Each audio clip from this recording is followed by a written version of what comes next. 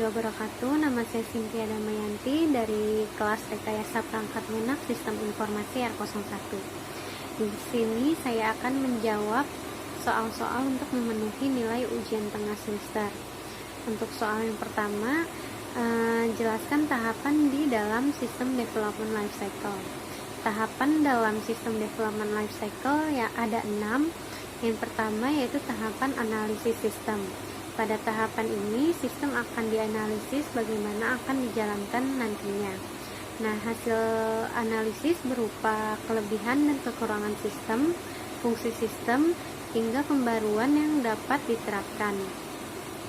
Bagian ini termasuk dalam bagian perencanaan. Bagian yang termasuk perencanaan ialah alokasi sumber daya, perencanaan kapasitas, penjadwalan proyek, estimasi biaya, dan penetapan. Dengan demikian, hasil dari tahap perencanaan ialah rencana proyek, jadwal, estimasi biaya, dan ketentuan. Nah, idealnya manajer proyek dan pengembang dapat bekerja maksimal pada tahap analisis sistem ini. Yang kedua, ada tahapan perancangan sistem. Setelah persyaratan di awal telah dipahami, perancang dan pengembang dapat mulai mendesain software. Tahapan ini akan menghasilkan sebuah prototipe dan beberapa output lain yang meliputi dokumen berisi desain, pola, dan komponen yang diperlukan untuk mewujudkan proyek tersebut. Nah, setelah spesifikasi telah dilakukan, kemudian perancang melakukan sistem sebagai tahapan kelanjutannya.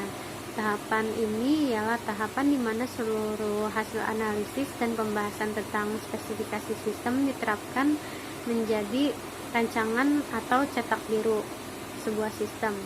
Nah, cetak biru itu di mana sistem sudah siap untuk dikembangkan, mulai dari implementasi, analisis sistem, hingga tenaga pendukung sistem yang akan dikembangkan. Yang ketiga ada tahap pembangunan sistem atau pengembangan sistem, yaitu tahap di mana rancangan mulai dikerjakan, dibuat, dan diimplementasikan menjadi suatu sistem yang utuh dan dapat digunakan.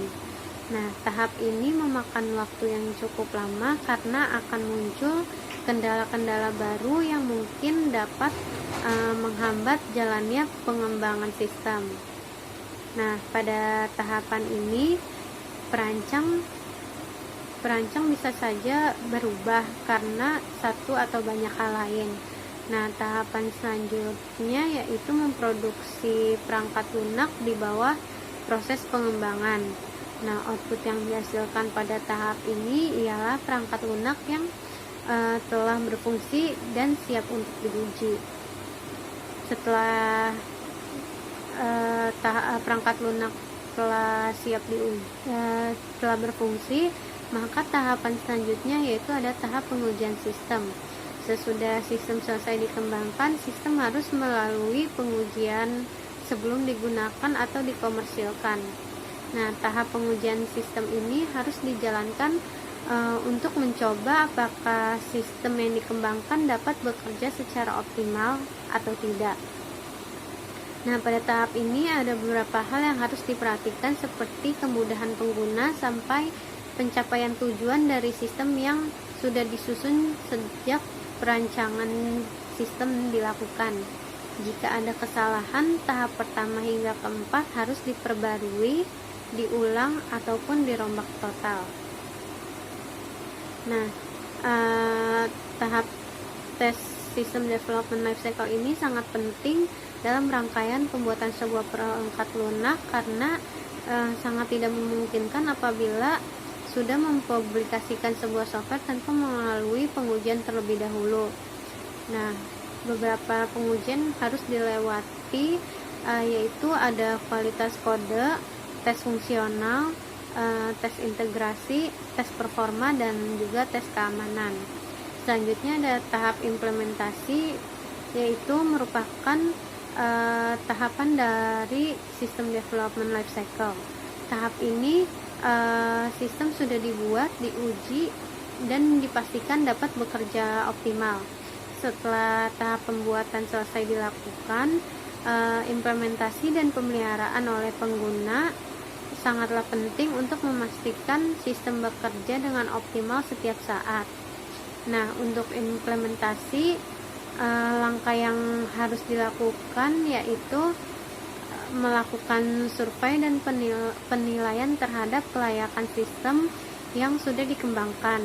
Yang kedua, menganalisis dan mempelajari sistem yang sudah ada dan sedang berjalan. Yang ketiga, melakukan pemecahan masalah dalam pengembangan sistem. Yang keempat, menentukan penggunaan hardware dan software yang tepat. Yang kelima, merancang dan mengembangkan sistem baru. Yang keenam, memelihara dan meningkatkan sistem yang baru jika diperlukan. Nah, fase ini juga disebut sebagai tahap penyebaran. Pada tahapan ini, software disebarkan setelah melewati proses yang melibatkan beberapa persetujuan manual. Tahap ini dilakukan sebelum menurunkan software ke produksi. Selanjutnya ada pemeliharaan sistem. Pemeliharaan sistem yang sudah dibuat sangatlah penting untuk referensi di kemudian hari. Pemeliharaan ialah tahap akhir yang menjadi pemulaan fase yang baru, yaitu penggunaan sistem.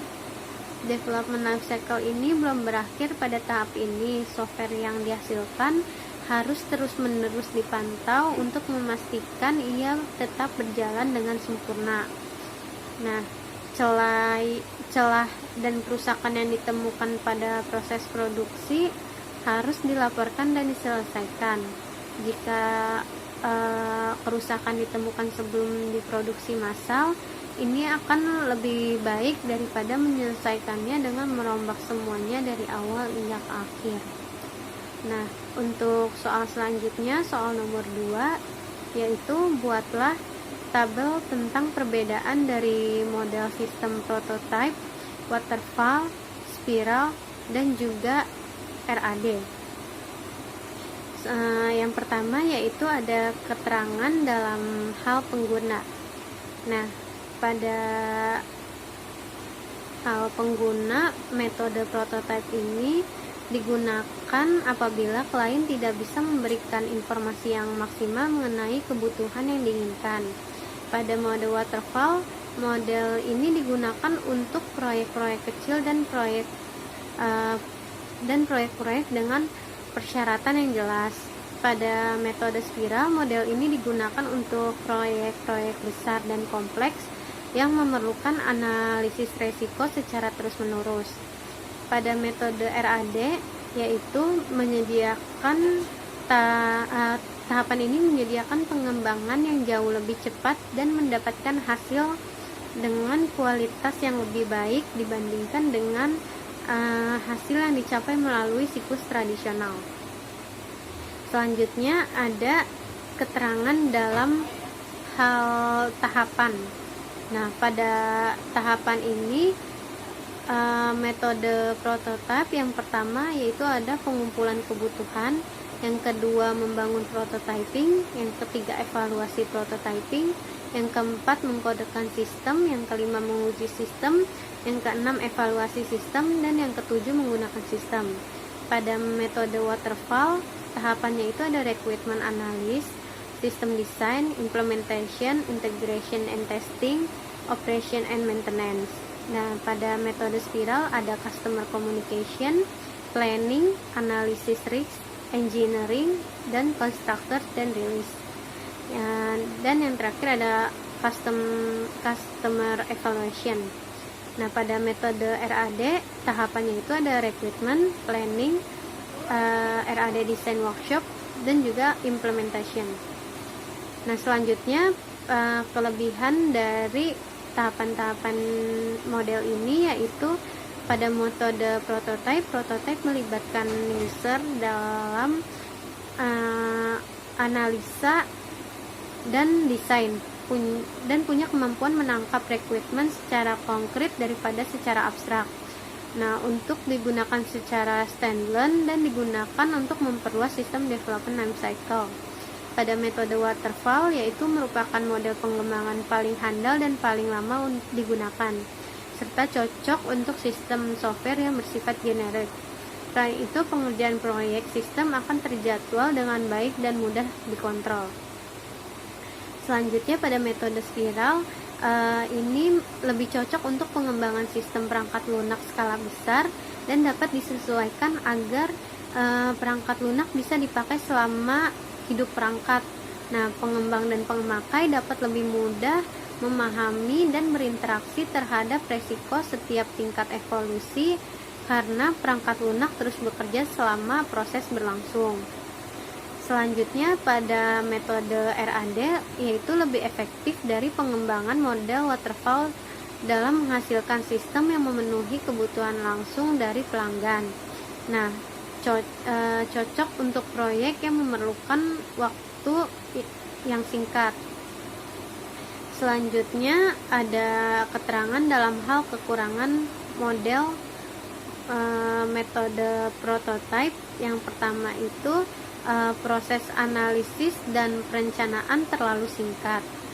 Terus ada mengesampingkan alternatif pemecahan masalah. Ada biasanya kurang fleksibel dalam menghadapi perubahan. Nah, pada metode waterfall persyaratannya sistem itu harus digambarkan dengan jelas. Rincian proses harus benar-benar jelas dan tidak boleh berubah-ubah. Selanjutnya, sulit untuk menghadapi jika terjadi perubahan spesifikasi pada suatu tahapan pengembangan. Pada metode spiral, kekurangannya itu banyak konsumen yang tidak percaya bahwa pendekatan secara evolusioner dapat dikontrol oleh kedua pihak, mempunyai resiko yang harus dipertimbangkan ulang oleh konsumen dan developer. Nah, selanjutnya ada kekurangan dari RAD, yaitu RAD tidak cocok digunakan untuk sistem yang mempunyai resiko teknik yang tinggi. Nah, tidak semua aplikasi sesuai untuk RAD ini. Nah, RAD membutuhkan tenaga kerja yang banyak untuk menyelesaikan suatu proyek dalam skala besar.